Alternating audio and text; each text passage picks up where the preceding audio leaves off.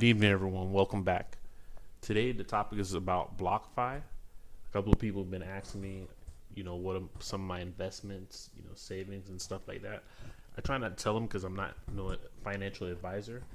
I believe every individual should do their own homework, and especially during this time, you should do your own homework.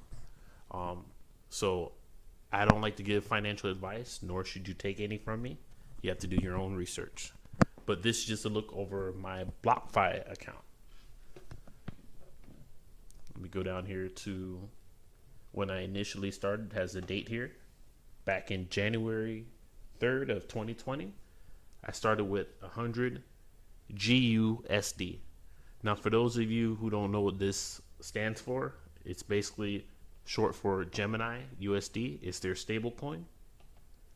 And I opened an account with Gemini, deposited $100, converted it to GUSD, then transferred it over to BlockFi. And here's the interest rates. The first payment was out on January 31st. They seem to pay out at the end of each month, roughly. All the way up to my most recent one, January 31st. And here's their accrued interest rate. Now, what confuses a little is right here. Let me click here. This is monthly accrued interest. It's not APY, that's not yearly, it's monthly. So this is how much I've earned so far in interest. Deposited 100, interest earned 926. This is all the way up to the most recent one, which was January 31st of this year. Let me go over to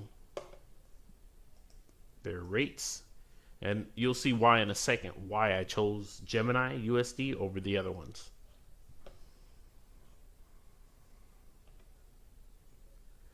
Okay, right here, 8.6. PAX also has 8.6, and USDC, I believe that's, don't quote me on it, I believe that's Coinbase's, if I'm not mistaken. I believe that's their stable coin. I'm not sure, but I went with Gemini because I tend to trust the Winklevoss more. So yeah, so process was deposited into my Gemini account, created a Gemini account, deposited into my Gemini account. Then once it became a GUSD, I deposited it over to BlockFi, and this is the result of it. So this is 1 year and 1 month's worth depositing $100. So it's not bad. It's better than, it just sitting in my regular account. It wouldn't have made nearly as much. I think in my credit union, let's see here.